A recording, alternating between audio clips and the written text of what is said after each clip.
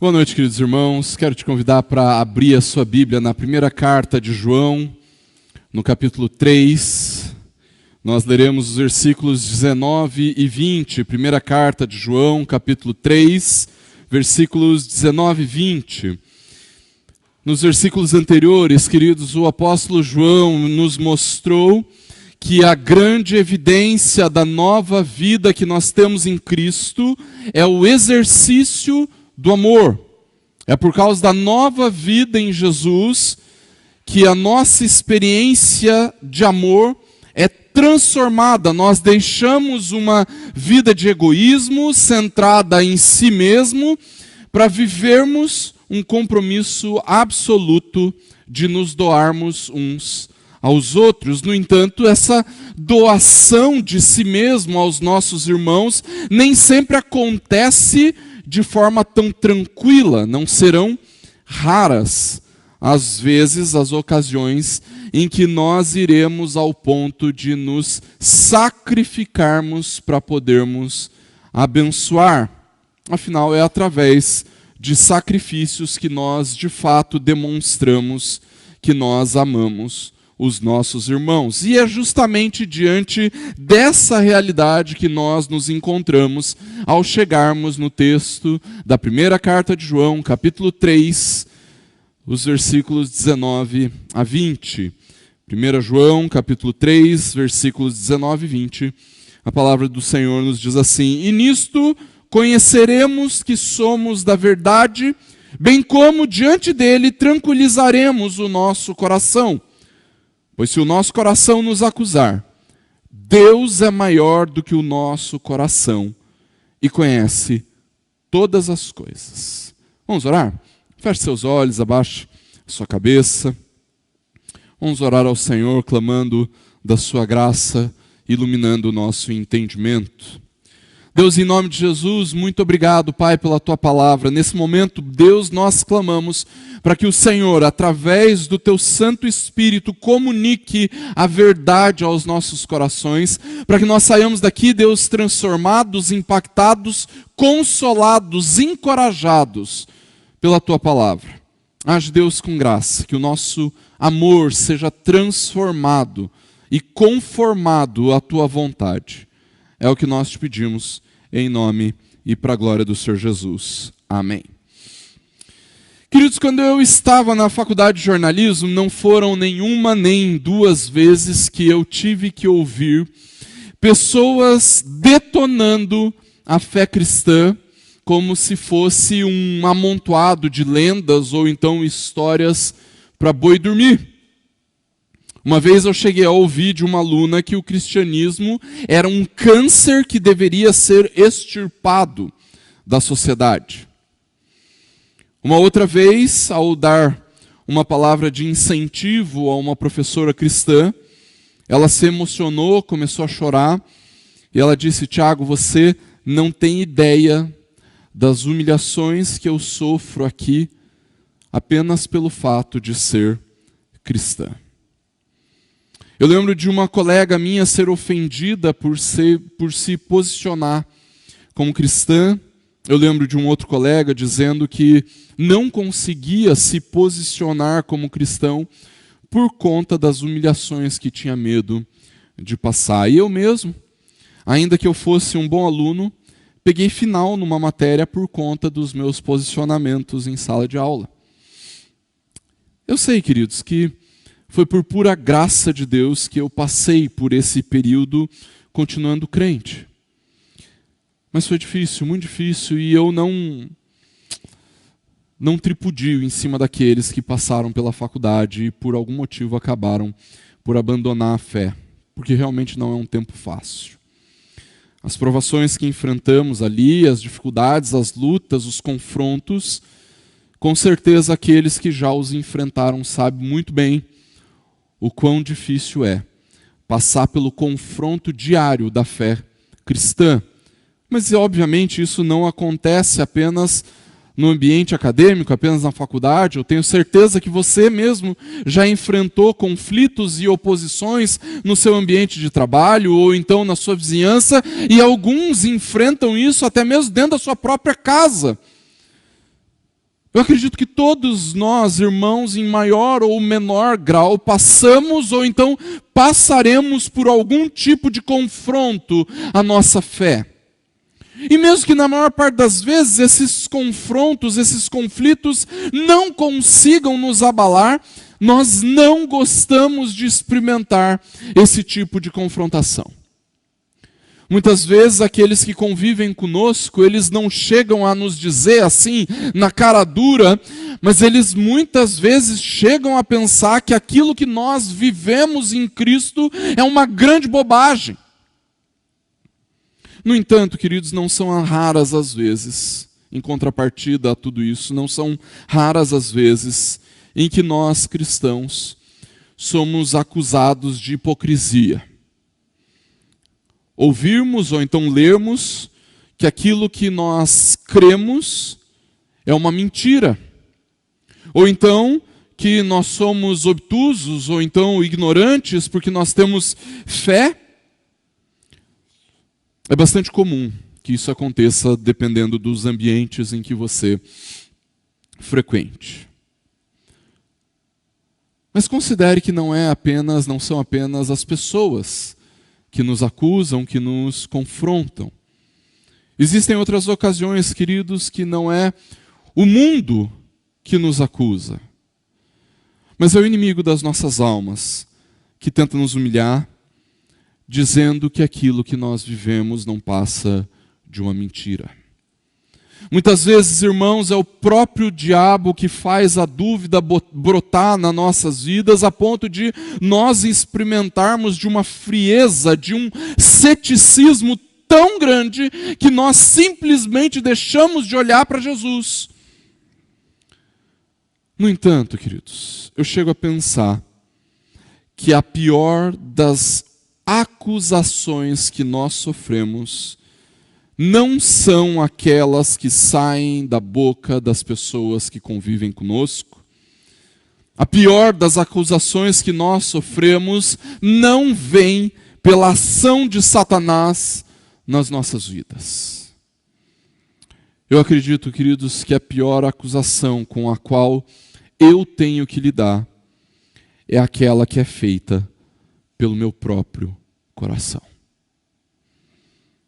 Muitas vezes, queridos, quando nós passamos por lutas intensas, quando nós experimentamos as dores, o luto, as dificuldades da vida, nós chegamos sim a pensar: Deus, será que tudo isso que eu vivo, que eu vivi, e tudo isso que eu experimentei da tua parte, será que isso tudo é verdade de fato? Quando nós, queridos, batalhamos intensamente contra os nossos pecados e contra a maldade que existe em nós, e por vezes nós acabamos por ceder às tentações, é inevitável que a gente chegue a pensar: será que eu sou crente de verdade? Será que eu realmente experimentei de salvação? Não é possível que alguém que crê em Jesus, que ame o Senhor, faz as coisas que eu faço, fale as coisas que eu falo, pense aquilo que eu penso. Não é possível. Quando isso acontece, queridos, nós precisamos ter a nossa confiança bem firmada. Nós precisamos tranquilizar a nossa confiança, a nossa consciência, e um dos elementos que Deus utiliza para tranquilizar o nosso coração é o verdadeiro amor. O amor que é colocado em prática para o bem dos nossos irmãos. É exatamente isso que João vai nos dizer no texto que lemos, queridos. João quer incentivar os seus filhinhos a viverem o amor, a viverem esse compromisso expresso em uma disposição firme de se doar uns aos outros e, se necessário for, sofrer por causa disso. Nos últimos sermões, queridos, nós viemos meditando sobre essa realidade, sobre a realidade do amor que deve ser vivido de forma prática não apenas no discurso, não apenas numa forma contemplativa, mas o amor real é um amor que se pratica, que se experimenta, que se coloca de fato e de verdade. E baseado naquilo que João nos apresenta, queridos, a vida prática do amor é um dos fundamentos da vida cristã, que é o tema da nossa série na primeira carta de João. Se nós queremos viver uma vida cristã verdadeira, então nós precisamos demonstrar amor uns aos outros. E precisamos fazer isso, queridos, até pelo bem da nossa consciência. Sabe por quê? Porque o verdadeiro amor produz consciência tranquila diante de Deus. Nem sempre nós percebemos isso, queridos, mas a prática do amor traz benefícios imensos até mesmo para aquele que demonstra o amor. Se você já dispôs o seu coração para abençoar alguém em amor, você sabe do que eu estou falando. O que esse texto nos mostra, queridos, é que até mesmo quem ama recebe benefícios. E um dos benefícios de uma vida de amor é que a nossa consciência é consolada e incentivada quando nós nos dispomos a servirmos uns aos outros. Ou seja, a prática do amor nos traz consciência tranquila. E essa consciência tranquila vai nos auxiliar a percebermos que aquilo que nós vivemos é de fato a verdade. Por isso, em primeiro lugar, o que João nos ensina é que o verdadeiro amor indica que nós vivemos de fato a verdade. Olha o que ele diz na primeira parte, nas primeiras expressões do versículo 19: e nisto conheceremos que somos da verdade. Nisto conheceremos que somos da verdade. Nisto o quê? Vivendo o amor de fato e de verdade, como João nos diz no versículo 18. Vivendo o amor na prática, nós conheceremos que somos da verdade. Quando nós expressamos o amor de forma prática, queridos, nós estamos pregando ao nosso próprio coração que nós somos da verdade, que nós vivemos a verdade. O apóstolo Paulo diz que o fruto do Espírito é o amor. E se nós vivemos o amor, então é porque o Espírito Santo de Deus vive em nós, Ele opera em nós, Ele nos transforma diariamente. O apóstolo João vai nos dizer que nós devemos amar de fato e de verdade. E se nós amamos de fato e de verdade, queridos, então é porque a verdade está em nós e que nós estamos na verdade. É amando uns aos outros na verdade que nós sabemos que somos da verdade. É engraçado, queridos, que nós consideramos verdade como um conceito meramente filosófico, não é? Se você for falar sobre verdade no seu ambiente de faculdade ou então no seu trabalho, é muito provável que alguém pergunte a mesma coisa que Pilatos perguntou para Jesus: o que é a verdade? Essa é a sua verdade. A minha verdade é diferente da sua verdade. Como se verdade fosse um conceito filosófico. Honestamente, verdade não é um conceito filosófico. Verdade é uma realidade. Há um fato que expressa a verdade. E o fato que expressa a verdade é aquele que Deus diz.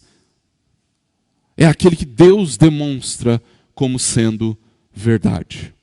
E diante dessa realidade, queridos, nós experimentamos a verdade, nós confiamos que somos da verdade, não através de uma argumentação filosófica, mas quando nós vivemos o amor na prática, quando nós vivemos o amor de fato e de verdade. O que João está nos afirmando aqui, queridos, é que quando nós amamos os outros de verdade, então aquilo que nós vivemos em Cristo, aquilo que nós experimentamos nele, o novo nascimento que provamos em Deus, é verdadeiro. Nada pode mudar isso, porque nós amamos os nossos irmãos. Se nós vivemos debaixo desse compromisso absoluto que gera em nós uma firme disposição de nos doarmos em favor dos nossos irmãos e, se necessário for, sofrer por causa disso, então é porque Deus nos concedeu nova vida. E essa nova vida é verdadeira. Eu nem preciso dizer que se você não tem a capacidade de amar, é porque você ainda não é nascido de Deus. Você não provou de nova vida. Isso é assunto passado, nós já tratamos disso nas semanas anteriores, nos sermões anteriores. O verdadeiro amor, queridos, vai nos auxiliar para entendermos que aquilo que Deus fez na nossa vida, nos dando um novo coração, uma nova disposição, isso é a verdade. Mas deixa eu aprofundar um pouco mais essa realidade, irmãos. A mensagem, aquela Bíblia em linguagem contemporânea, feita pelo pastor americano Gene Peterson, diz que o amor verdadeiro é o único modo de saber se nós estamos vivendo a realidade de Deus. Percebeu? O amor verdadeiro é o único modo de saber se nós estamos vivendo a realidade de Deus. Se eu tenho verdadeiramente demonstrado amor, então eu estou vivendo verdadeiramente a realidade de Deus. Daquilo que Deus fez em mim, a realidade da nova vida que eu tenho em Deus. Se você quer saber se aquilo que você está vivendo é a verdade, se aquilo que você crê é verdade e que você pertence à verdade, então você precisa analisar no seu coração a disposição que você tem de se doar em favor de outras pessoas. Olha para si mesmo, para o seu coração. Qual é a disposição que você tem de se doar em favor dos seus irmãos e, se necessário for, sofrer por causa disso? Se você olhar para si mesmo e falar assim, pastor, nenhuma, então é porque você não experimentou de nova vida. O que você vive é uma mentira. Mas se você falar assim, pastor, olha, eu estou longe daquilo que eu deveria estar. Eu tenho muita disposição de me doar pelos meus irmãos. Eu já passei por algum sofrimento por ter me doado aos meus irmãos, e eu não me arrependo de ter feito isso. E se necessário eu faria tudo de novo. Ainda que eu não consiga amar perfeitamente como o próprio Deus nos ama, eu ainda assim tenho muita disposição de me doar em favor dos meus irmãos e sofrer por causa disso. Então é porque você vive a verdade. Você vive com Jesus. E se você vive essa verdade, mesmo que os outros te acusem de viver uma mentira, mesmo que os outros te acusem de ser um hipócrita por ser cristão, mesmo que você sofra confrontos no seu ambiente de trabalho, na sua faculdade, se você vive o amor, então você pode viver com a consciência tranquila. Somos da verdade. A verdade está do nosso lado. Mas se você não tem essa disposição, então você precisa ficar preocupado. Afinal, você não é da verdade. Mas se você tem essa disposição, então você pode provar de uma consciência tranquila. Porque você pertence à verdade, você é da verdade. Em segundo lugar, queridos, o que João nos diz é que o verdadeiro amor tranquiliza o nosso coração diante de Deus. O verdadeiro amor tranquiliza o nosso coração diante de Deus. Viver o verdadeiro amor vai tranquilizar o nosso coração diante de Deus. Viver o verdadeiro amor vai nos dar uma consciência tranquila a respeito daquilo que nós cremos. Na continuação do versículo 19, João nos diz assim: bem como diante dele quem? Do próprio Deus, tranquilizaremos o nosso coração. Nas últimas pregações, queridos, eu venho insistindo em demonstrar aos irmãos que o amor que a Bíblia nos ensina não é um mero sentimento, algo romanceado como nós às vezes vemos nos nossos dias. O que a Bíblia nos demonstra, queridos, é que o verdadeiro amor é uma ação sacrificial em favor de outra pessoa. Isso é o amor. Lembra lá João 3,16. Deus amou o mundo de tal maneira que deu seu Filho unigênito. Amor sempre exige sacrifício. No versículo 16, nesse mesmo capítulo, o apóstolo João vai nos ajudar a definir isso.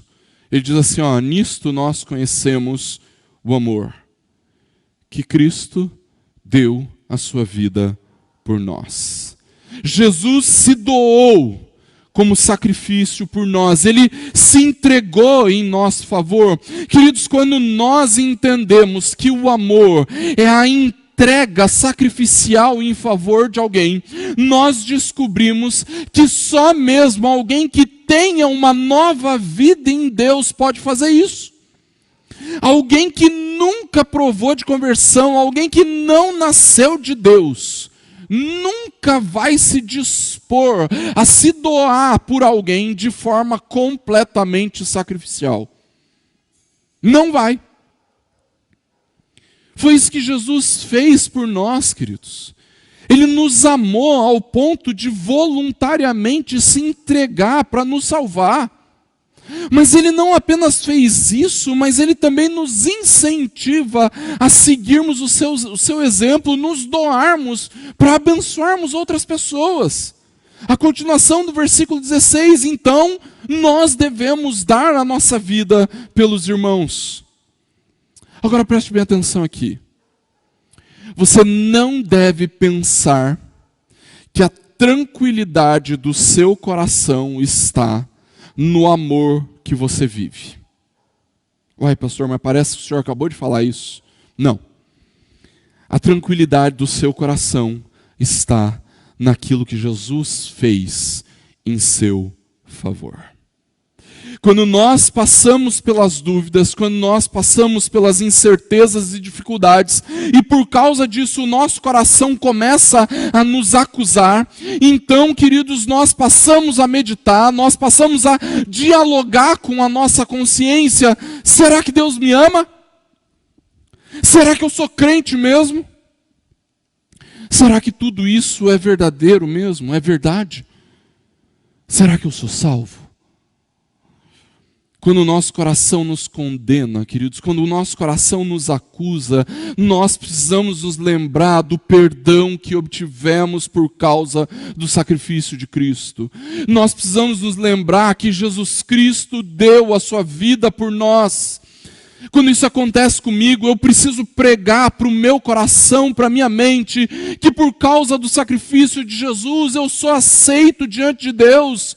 Eu preciso mostrar para a minha mente e para o meu coração que me acusam, que pela fé, a obra de Cristo na cruz do Calvário foi aplicada em mim. São essas coisas que devem tranquilizar o nosso coração, queridos. Mas pastor, João diz que nós tranquilizamos o nosso coração por causa do amor verdadeiro. É verdade, queridos. Mas o que acontece é que se nós percebemos que o amor verdadeiro está em nós, se eu percebo que existe em mim um compromisso absoluto que gera a firme disposição de me doar em favor de alguém, então eu sei que esse verdadeiro amor é fruto daquilo que Jesus fez por mim. Então, por causa disso, eu tenho condições de tranquilizar o meu coração, sabendo que eu fui aceito diante de Deus. Eu só tenho condições de viver o verdadeiro amor por causa daquilo que Jesus fez em meu favor.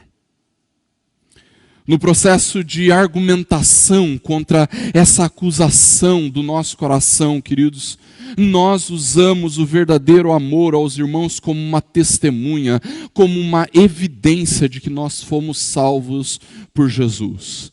Eu vou te explicar mais ou menos como isso tem que acontecer. Você já enfrentou alguma crise de fé terrível? A ponto de você olhar para si mesmo e falar assim, não é possível, eu não sou salvo. Jesus não morreu por mim. Não é possível que alguém, um crente, faça essas coisas. Não é possível que um crente pense essas coisas. Não é possível que alguém que crê em Jesus tenha tal frieza no coração. No momento em que você pensar nisso, no momento que o seu coração passar a te acusar destas coisas, a primeira coisa que você precisa se lembrar é do sacrifício de Cristo em seu favor. A primeira coisa que precisa vir à sua mente, ao seu coração, é aquilo que Jesus fez. E isso precisa te levar a lembrar que nós fomos aceitos diante de Deus, não por causa de algo que fazemos, mas por causa de algo que Cristo fez. No entanto, você tem formas práticas de trazer isso à memória do seu coração. Você vai lembrar de momentos na sua vida como crente, em que de fato você se dispôs para servir alguém. Abrindo mão de si mesmo, abrindo mão de bens, abrindo mão do seu conforto, abrindo mão do seu tempo, abrindo mão de seus sonhos. Você olhou para si mesmo e falou assim, eu já fiz isso um dia. E se eu fiz isso um dia, eu só posso ter feito isso, a esse ponto, por causa daquilo que Jesus fez em mim. Porque ninguém faria isso que eu fiz, se não fosse por causa da ação de Cristo, por causa da nova vida que nós temos em Cristo. Esse é o motivo, queridos, para nós percebermos que o amor não é um sentimento. Quando o nosso coração nos acusa, a nossa certeza da salvação fica abalada. E com isso, irmãos, todas as outras coisas da nossa vida ficam abaladas. A razão fica abalada, os pensamentos, as emoções e os sentimentos. Se o amor for apenas um sentimento, o meu amor pelas pessoas seria profundamente abalado quando o meu coração me acusasse. Mas como o amor é um compromisso absoluto que gera em nós a firme disposição de nos doarmos em favor de alguém e, se necessário, sofrer por isso, mesmo que o nosso coração nos acuse, mesmo que o nosso coração nos condene, essa firme disposição não pode ser abalada. Reverendo Augusto Nicodemos, comentando esse texto, ele diz que o amor aos irmãos é o remédio para curar a incerteza. O amor aos irmãos é o remédio para curar a angústia, a insegurança, a falta de ousadia no serviço. Se você olha para si mesmo e pensa assim, puxa pastor, eu estou muito acomodado na minha vida como igreja, então é o amor aos irmãos que deve te mover ao serviço. O meu coração é tranquilizado, porque eu estou firme na certeza de que a graça de Deus me alcançou e eu fui salvo por Jesus. O seu coração precisa ser tranquilizado, porque você precisa estar firme na certeza de que a graça de Deus te alcançou e que você foi salvo por Jesus. E por causa disso, nós amamos de fato e de verdade. Até por isso, que em terceiro lugar, João vai nos mostrar que, mesmo que o meu coração me condene, o justo juiz não me condenou. Eu disse antes, queridos, muitas vezes não são as pessoas que convivem conosco que nos acusam. Muitas vezes não é Satanás que nos acusa. Você vai concordar comigo que na maior parte das vezes é o nosso próprio coração que nos acusa de vivermos uma mentira, de vivermos a hipocrisia, de vivermos a falsidade. Mas se nós amamos de verdade, queridos, então nós podemos tranquilizar o nosso coração. Até porque somente o Senhor tem condições e autoridade para nos condenar. Não é verdade? Nem nós mesmos temos autoridade suficiente para nos condenarmos diante de Deus. É por isso que no versículo 20 o apóstolo João vai nos dizer: pois se o nosso coração nos acusar, Deus é maior do que o nosso coração e conhece todas as coisas. Muitas pessoas ficam constrangidas ou então intimidadas por estarem diante de Deus, sabendo que Deus conhece todas as coisas. E a verdade, queridos, é que ter plena consciência de que Deus sabe todas as coisas deveria nos conduzir a um temor sem tamanho, a um temor absoluto a respeito de Deus.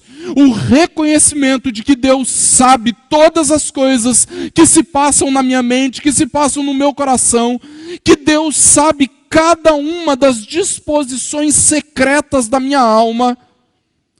Para alguns, essa realidade é aterrorizante, queridos. Saber que o justo juiz, aquele que sempre, em todo tempo, julga retamente a ação dos homens, e saber que esse justo juiz conhece absolutamente tudo a meu respeito, poderia ser algo muito ruim, irmãos. Sabe por quê? Porque ele é um juiz muito mais rígido do que o nosso coração. E mais que isso, ele sabe tudo ao nosso respeito. Isso poderia nos levar a pensar: eu estou perdido. O que será de mim? Se o meu coração muitas vezes me acusa, então imagina Deus que conhece todas as coisas. No entanto, queridos, nós temos que lembrar que esse justo juiz, que conhece todas as coisas, é maior que o nosso coração. O nosso coração não é a Suprema Corte. Deus é a Suprema Corte. E sendo o Senhor a Suprema Corte, na sua infinita misericórdia, é Ele quem dá a palavra final a nosso respeito. Não é o meu coração, não é o seu coração, não são as outras pessoas, não é Satanás. Quem dá a palavra final a nosso respeito é o próprio Deus, o justo juiz, aquele que é maior do que tudo e que conhece todas as coisas. O nosso coração, irmãos, tem a tendência de ser cruel demais. Nós temos a tendência de sermos implacáveis com as nossas falhas, com as nossas limitações. Mas Deus não é assim. Ele é cheio de misericórdia. Ele é cheio de bondade. Como o Salmo 145, versículo 8 diz: bondoso e compassivo é o Senhor, tardio em irar-se e grande em misericórdia. Quando nós vivemos por aquilo que o nosso coração fala a nosso respeito, queridos, então nós vamos viver uma vida marcada pela culpa, pelo medo, sem nenhuma alegria de viver. O tempo todo o coração, o nosso próprio coração nos acusando, nos condenando, nos reprimindo, nos mostrando todas as nossas falhas, erros, enganos, equívocos, nos mostrando todos os nossos pensamentos pecaminosos. Mas quando nós vivemos por aquilo que Deus fez por nós em Cristo, então nós podemos descansar. Porque nós sabemos que nós não fomos aceitos por causa da nossa perfeição, mas por causa da perfeição de Cristo. Nós podemos tranquilizar o nosso coração, porque nós não fomos perdoados por alguma coisa que nós fizemos para Deus. Mas nós fomos perdoados porque Jesus fez algo por nós. Ainda que o nosso coração nos acuse, ainda que o nosso coração nos condene, Deus, o justo juiz, não nos condenou. Justificados, pois, mediante a fé, temos paz com Deus. O justo juiz não nos condenou. Esse é o motivo, queridos, pelo qual nós não podemos deixar o nosso próprio coração definir nada a respeito de quem nós somos. Esse é o motivo, queridos irmãos, pelo qual nós não podemos deixar a nossa personalidade definir quem nós somos. A nossa identidade está firmada em quem Cristo é e naquilo que Ele fez. E uma vez que nós entendemos isso, queridos, nós entendemos que agora o justo juiz não nos condena, porque nós estamos em Cristo. Ele é a nossa identidade. Não o nosso coração, não a nossa personalidade. Aquele que é maior que o nosso coração, aquele que conhece todas as coisas, não nos condenou por causa daquilo que Cristo fez em nosso lugar. Se nós demonstramos o amor verdadeiro, então, irmãos, nós podemos ter certeza que nós não estamos condenados diante de Deus. Pelo contrário, o amor que nós exercitamos é uma capacitação que o próprio Deus nos dá. Deus, através da nova vida que nós temos nele, nos dá a capacidade de amar verdadeiramente. E por isso, mesmo quando o nosso coração nos acusa, e mesmo quando nós ficamos abalados por causa disso, nós não perdemos a capacidade de amar. Pelo contrário, em Deus nós somos consolados, em Deus nós temos a certeza que somos dele, porque Ele é maior que o nosso coração e conhece todas as coisas, conhece inclusive a perversidade do nosso coração, conhece inclusive a incredulidade e a incerteza do nosso coração. E aí, nós temos mais uma prova de que o amor não é um sentimento. O verdadeiro amor não procede do nosso coração. O verdadeiro amor procede de Deus. E Deus é maior que o nosso coração. Você com certeza já ouviu aquela expressão: fulano de tal, extremamente amoroso, ele tem o coração do tamanho do mundo. Já ouviu essa expressão? Ou então, o coração dele não cabe dentro, de tão amoroso que ele é. Se o nosso amor dependesse do tamanho ou da capacidade do nosso coração, então nós estaríamos perdidos. Nós nunca viveríamos o amor. Mas nós podemos viver esse amor, porque Deus, aquele que nos capacita ao amor, é maior que o nosso coração. Nós podemos tranquilizar o nosso coração, porque Deus, o justo juiz, é quem opera em nós. Ele sabe todas as coisas, e mesmo sabendo todas as coisas, Ele não nos condenou. Ele nos salvou através do sacrifício de seu Filho, que é recebido pela fé. E porque nós cremos em Jesus, então a nossa capacidade de amar é estabelecida pelo Senhor, que é muito maior que o nosso coração. Concluindo, queridos, se o verdadeiro amor existe em nós, se nós vivemos um compromisso absoluto que gera em nós a firme disposição de nos doarmos em favor de alguém, e se necessário for, sofrermos por causa disso, então nós podemos tranquilizar a nossa consciência, nós podemos tranquilizar o nosso coração, porque essa firme disposição não surge do nada em nós.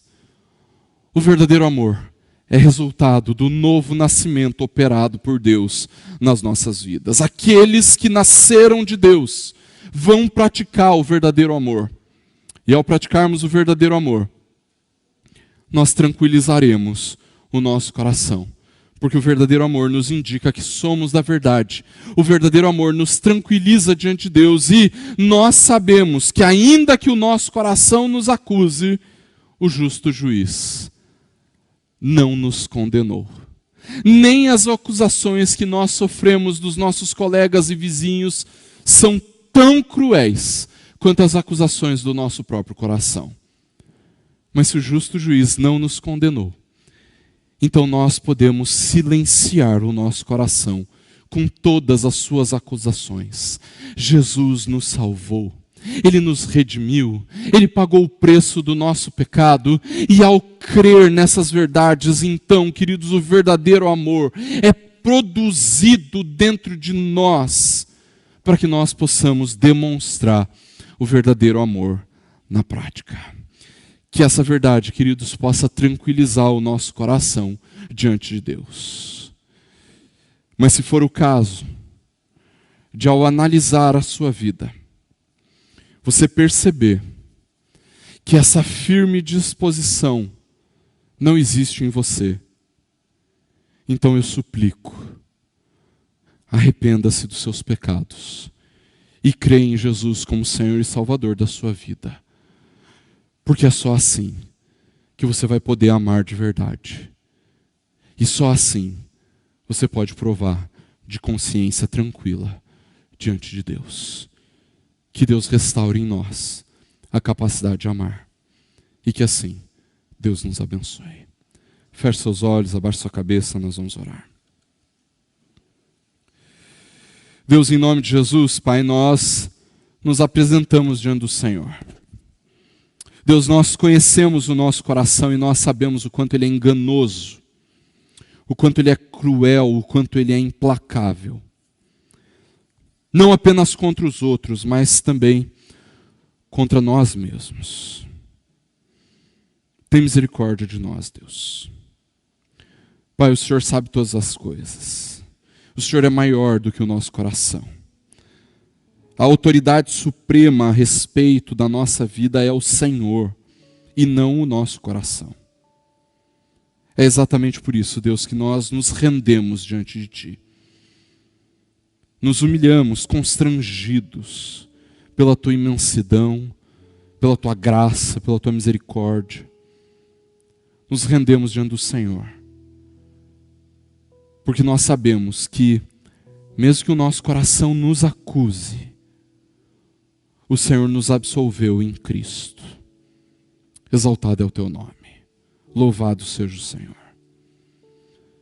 No entanto, Deus, nós não queremos que essa realidade seja algo apenas tão somente contemplativo nas nossas vidas. Deus, que a nossa fé não esteja limitada à nossa mente, mas que a nossa fé seja traduzida em amor verdadeiro uns pelos outros. Deus, age com graça nas nossas vidas para que o tempo todo, Deus, quando formos acusados, quando formos constrangidos por outras pessoas, ou por Satanás, ou quem sabe pelo nosso próprio coração, Deus, por favor, traz à memória quem Cristo é, aquilo que Ele fez por nós. Nos faz pregar para nós mesmos a respeito desta graça maravilhosa manifesta em Cristo. Mas eu clamo, Deus, para que nós também possamos nos lembrar de momentos da nossa vida como cristãos, como servos fiéis, em que nós nos dispomos a amar verdadeiramente, abrindo mão de nós mesmos em favor de outros. Deus, por favor, nos mostra momentos em que nós de fato sofremos por causa de alguém. Não por causa de um amor romântico, mas porque tudo o que nós queríamos era abençoar, era nos doarmos. e sofremos por causa disso. Deus traz fatos assim à nossa memória. Traz momentos em que nós derramamos lágrimas por causa de alguém. Porque nós queríamos servir, porque nós queríamos abençoar. Deus, por favor, traz à memória momentos em que nós sentimos dor para podermos abençoar alguém. Deus traz à nossa memória momentos em que nós abrimos mão de determinado conforto para abençoarmos alguém. Deus traz à nossa memória momentos em que nós abrimos mão dos nossos bens para abençoarmos alguém. Faz isso, Deus, para que nós possamos nos lembrar de que esse verdadeiro amor só é possível por causa do amor de Cristo. Amor esse que é produzido em nós. Mas Deus, se porventura alguém aqui, ou alguém que nos assiste nessa noite, não encontrar em si este verdadeiro amor, Deus, por favor, que o Senhor conduza ao arrependimento e à fé em Cristo, para que prove de verdadeira nova vida e que assim possa provar do verdadeiro amor. Age Deus com graça nas nossas vidas, restaurando em nós a capacidade de amar, porque nós sabemos que apesar de tantas coisas que fazemos uns pelos outros, apesar de tamanha disposição de nos doarmos uns pelos outros, Deus, nós sabemos que nós estamos longe de sermos aquilo que o Senhor requer de nós. E é por isso que eu clamo, Deus, trata o nosso coração, nos corrige, nos repreende, nos transforma, para que nós possamos viver tamanho amor. Age, Deus, na minha vida, age na vida dos meus irmãos e irmãs em Cristo, para que em nós seja evidenciado o verdadeiro amor, e para que ao experimentarmos disso, nós possamos tranquilizar este coração cruel que nos acusa. Age com graça, Deus, nas nossas vidas. É o que nós te pedimos, em nome e para a glória do Senhor Jesus. E que agora, queridos irmãos, que você seja inundado pela graça de Jesus. Que o seu coração seja pleno do amor incomparável de Deus, o nosso Pai. E que as tristezas da sua alma sumam diante da consolação que só o Espírito de Deus comunica a nós. Que a bênção de Deus Pai Criador, Filho Redentor e Espírito Santo, o Consolador, seja com você, com a sua casa e com todo o povo de Deus espalhado pela face da terra, hoje e para todo sempre. Amém.